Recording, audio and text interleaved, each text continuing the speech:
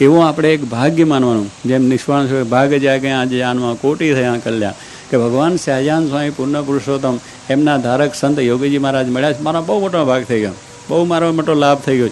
આપણને એક કેફ રહેવો જોઈએ કે એવા સંત મળે નહીં ક્યાંય. જો શાસ્ત્રીમાં કહ્યું કે અનંત કોટી બ્રહ્માંડમાં નથી લો. અને કેટલા એના વિદ્વાનો પણ સ્વામી માટે કહ્યું છે કે યોગી તે યોગી એસા કોઈ દૂસરા યોગી હો શકતા નહીં હે. આવી વાતો આપણે સાંભળીએ છીએ. આ મળ્યા છે એનાથી બીજું કંઈ આગળ છે નહીં. જોવા જેવા સ્વામી કે આ સંત છે, બીજું કાંઈ છે નહીં. આપણને આવી વસ્તુ મળી છે છતાં હજુ આપણા મનમાં બીજા ઉમળકા આવે, બીજા વિચારો આવે. પહેલાં અમે હતા તે એક મહાત્મા હતા, તે દરરોજ વાત કરે કે ફલાણા આશ્રમમાં બહુ સરસ છે, આપણે અહીં ગરબડ ચાલે છે, આમ થાય છે, તેમ થાય છે, પેલા ભાઈ કેવા છે, કેવી સરસ વાત કરે છે, સુવિધા કેવી છે, ફલાણું કહે છે. હવે આપણે બધી વાત મૂકો ભાઈ, મેં કહું આ આપણે સ્વામી જોગી મહારાજ છે એ બધું સર્વોપરી. પણ કહેતા એમ કરતાં કરતાં વયા ગયા. લો એ કરતાં કરતાં વયા ગયા અને જોગી મહારાજનો લાભ લઈ શક્યા નહીં. અને પેલું ના થયું, પેલો જે લાભ લેવો તે ના થયું. એટલે આપણે બીજી દ્રષ્ટિ હોય જ નહીં. આપણને જે વાત મળી છે કે એ ક્યાંય જે શાસ્ત્રી મહારાજનું પ્રમાણ થયું અને આપણે જોયા, નજરે કર્યા છે. અને બધા માણસો જ્યારે કહે છે પછી આપણે બીજે ફોંફો મારી. આ બુદ્ધિશાળી જગતના માણસો એ પણ એમને માટે અભિપ્રાય સારો જોગી મહારાજને માટે આપ્યો છે, તો પછી આપણે ફોંફો મારવાની જરૂર છે કે બીજો વિચાર શું કરવા થાય કે આ સારું કે આ સારું. આપણે સ્વામી કે જે મળ્યા છે એ સર્વોપરી છે. એટલે એ નીચી ટેલ મળે તો માને ભાગજો. આપણે બહુ મોટા ભાગ સમજો કે આપણને જોગી મહારાજ મળ્યા, એમને આપણને આ સેવા આપી છે, આ માર્ગે આપણને લીધા છે. આપણો બહુ ભાગ છે કે આપણને મહાદુઃખમાંથી ઉગાડ્યા છે, ભયંકરમાં ભયંકર દુઃખમાંથી ઉગાડ્યા છે. અનંત જન્મના દુઃખ કાપીને આપણને સુખ્યા કર્યા છે. એ વસ્તુ આપણા જીવમાં હોવું જોઈએ કે એમને ખૂબ દયા કરીને આપણને લીધા છે.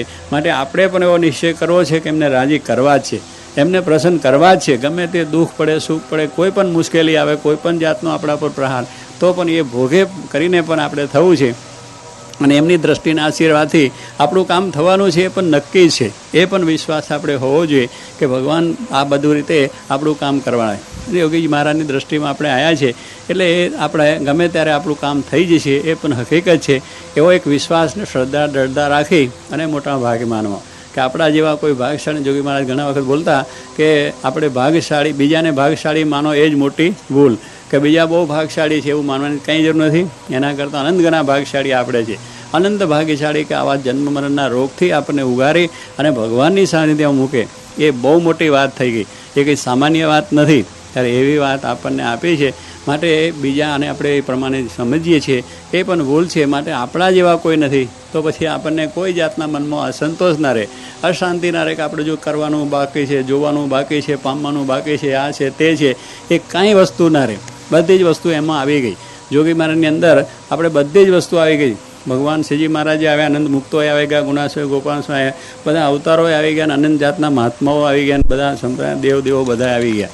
આપણે બીજામાં કંઈ એમાંથી બીજું કંઈ જોવાનું છે નહીં. એમાં બધું જોઈ લેવાનું, પતી ગયું. પણ જીવમાં તો આપણે આ વસ્તુ બરાબર સમજવી જોઈએ કે જેથી કરીને આપણને વાંધો ના આવે. એટલે કહ્યું કે આપણે બહુ જ મોટા ભાગે સમજી અને આપણે આ સ્વામીને રાજી કરવા છે. આ સેવા રાજી કરવાની રીત સમજ્યા છે કે પહેલાં પહેલું માન, પછી દાસ, કે પછી દાસ જ થવાનું. માન ગયું એટલે દાસ આવી જ જાય. માન જો ગયું તો દાસ થઈ જાય, દાસનો દાસ થાય.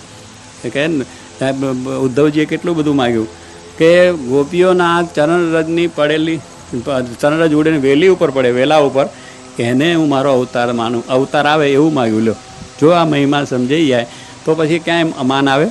માન જ ના આવે. ગોપીઓના પોતે દાસ થઈ ગયા. ભગવાન કૃષ્ણના દાસ હતા પણ ગોપીઓના થઈ ગયા કે ભાઈ ઓહો ભગવાનનો આવો મહિમા. જો આ મહિમા જ્યારે આવી જાય ત્યારે આપણા જીવનથી માન નીકળી જાય અને સુખી આપણે થઈ જવાય કે આપણા જેવી કોઈને પ્રાપ્તિ થઈ નથી, કોઈ લાભ થયો નથી. આપણે બહુ મોટા ભાગ્યશાળી છે. માટે નીચી ટેલ મળે તો માને ભાગજો. પછી શું કહે? ભવ બ્રહ્માદિકને નિશ્ચય મળતી નથી. કહો ત્યાં ભવ ને બ્રહ્માની વાત આપણે કરીએ, હિસાબમાં છે આપણે ભવ બ્રહ્માંડ કેટલા સમર્થ દેવો છે કે આ બ્રહ્માંડ આખું ચલાવે છે. બધા કરતાં આપણે ભાગશાળી છે જો આપણને સમજાય તો. આ જો ભગવાન શ્રીજી મહારાજનો મહિમા સમજાય, એના ધારક સંત છે, તો આપણે બધાથી આ વસ્તુ અધિક આપણે છે પ્રાપ્તિ, આપણને વધારે લાભ છે. હવે કોઈને કહેવા જઈએ ને તો કોઈનું ઘર જાય કે આ વળી તમે બધી શું વાત કરો, પણ છે હકીકત વસ્તુ છે. શ્રીજી મહારાજનો સાક્ષાત સંબંધ છે, એમાં કંઈ ફેરફાર નથી. એટલે એટલું જ જો આપણને સમજાય તો સ્વામી કે કાંઈ બીજી વસ્તુ નહીં. શ્રીજી મહારાજે પેલી વાત કરી કે મારે વાત કરવી છે, ટીપન તો કરવા પછી કરીશું કે અક્ષરધામના અને આ સ્વામી કહે છે એટલું સમજવાનું મહારાજ કહ્યું.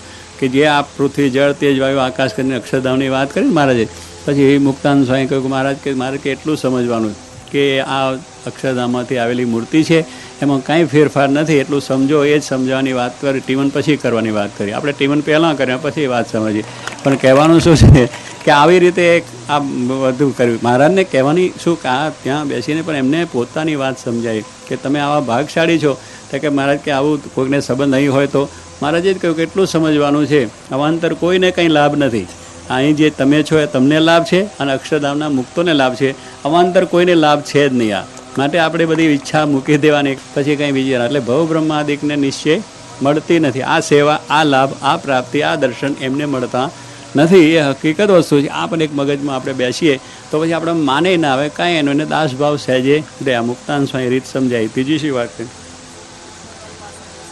પુરુષોત્તમ પાસે બેઠાની જાગ. ભગવાન આગળ બેસવાનું એમને મળતું નથી.